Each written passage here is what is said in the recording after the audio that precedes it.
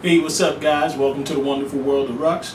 The more I do these videos, the more I feel it's my responsibility to give you guys a bigger piece of the pie, a little more background on the Ruxman. So this is what this episode is geared to. Let's get right into it.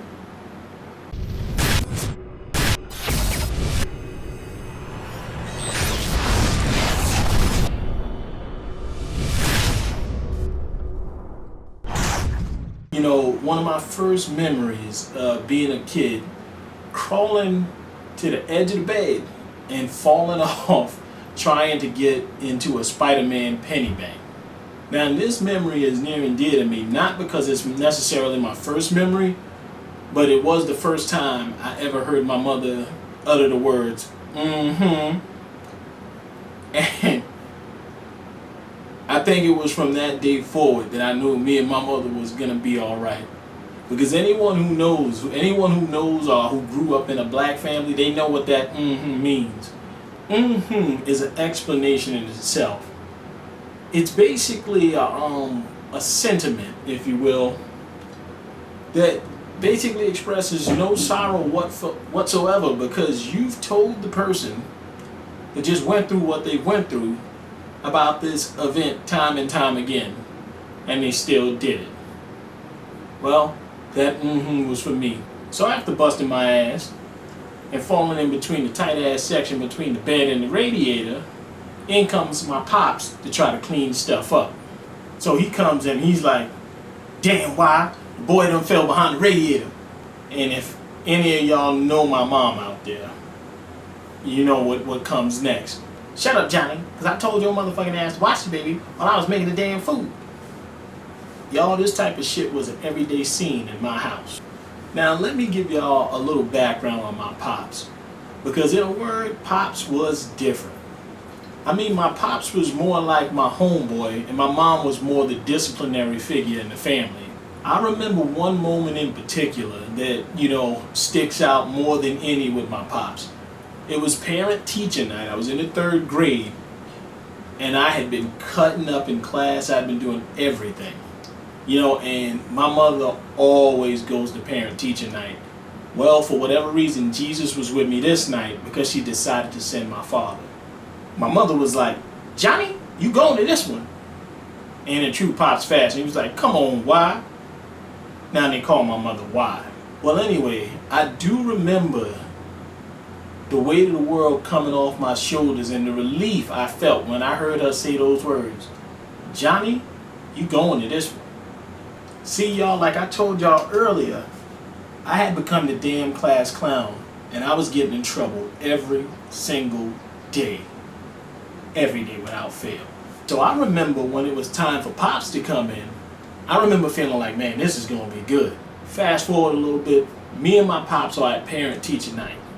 And this damn teacher is laying it on thick. I mean so thick that if my mother was there, she would have transformed right in the fuck up bot, right on the scene, like started beating ass.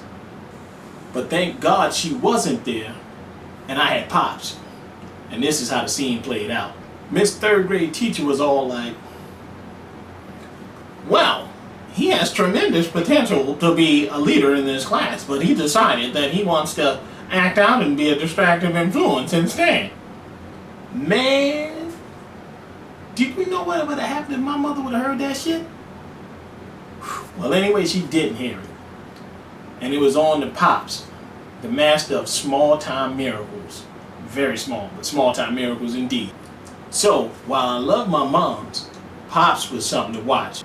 Man, if you ever got to see this guy work somebody, it was like a theatrical event. A theatrical event that only me and my mother seemed to know that he was full of shit. This is how the scene plays out. My dad looks over to me, winks his eye, after hearing what this teacher just said, winks his eye at me and raises his voice and goes, "You wait till you get home, Jonathan." And so, of course, at this point, it's my turn to play my part. So, I do my thing. I slump down in the chair real low. I get the frowny face, pop my lips out real low, and I wait until we get up out of this piece. And on that day when we got out of there, I got the most enthusiastic high five a third grader has ever gotten from their dad. And man, it was awesome. He was so impressed. He was bragging to himself, like, did you see what I did back there? Did you see how I had to believe in me? Did you see it, Jonathan? The man was always very impressed with his own techniques. But I tell you what, it wasn't up until, I'd say about the beginning of junior high school, that I realized that Mom was the real one to watch. She was the real star of the show. Mom had some real stuff. Now, and I remember like it was yesterday when I realized that my mother was the funniest and most badass motherfucker on the planet. Hands down. It was the weekend, Saturday, in the hood. The local Jehovah's Witnesses was out, and they were going around knocking on doors trying to tell people how they can live a better life with God and play with lions and shit. And the book had a picture of kids playing with lions and everything. How could this go wrong? So anyway, this poor bastard comes and knocks on my mother's door.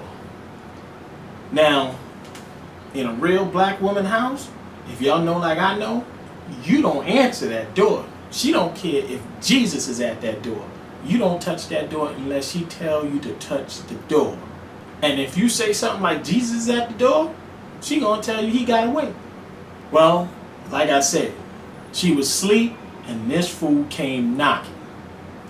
Now, I'm gonna pause for a second and give y'all a pro tip. If you knock on a black woman door in the hood who got 4 kids, unexpected, on the weekend, while she tired, 2 words, prepare yourself. She went in, y'all. So y'all know how the kids are, y'all. Me, my brothers, and my sister were all at the end of the hallway because we knew it was about to go down. So this is what we heard, y'all. The bed springs. What the fuck? I know a motherfucker. And then you hear the slippers. 6 locks come off the door. I mean, every single lock she unlocked, y'all. Me and my brothers and sister got more and more excited because we knew once that door opened, it was on. She removed the police bar from behind the door, flung the door open, and all hell breaks loose. This poor man, the only thing he got out and the only thing he got to say was, "Did you know God?" And she cut him off right there. So like I said, he's like, "Did you know God?" And she goes, "Did you know God is about to get you the fuck up? Come knocking on my motherfucking door. Wait good till I get in bed, lay down real good and get some sleep. These 4 fucking kids. What the fuck is wrong with you? Come knocking on my door on the weekend and shit. My goddamn motherfucking door, knocking on the door acting stupid. What the fuck is this? What the fuck is this thing? This pamphlet.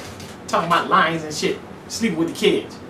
John, come get this damn thing off the floor." As usual, Pops in true Pops fashion. "Who that at the door, wow? Shut the fuck up, John." So there you have it, guys. A glimpse into the, past life of the Ruxman. That one was for you guys, Mom and Dad. Anyway, if you like the video, you know what to do. Hit the little like button at the bottom. Don't forget to subscribe. This is the Ruxman. As always, telling you slow down, but never stop. Ruxman out.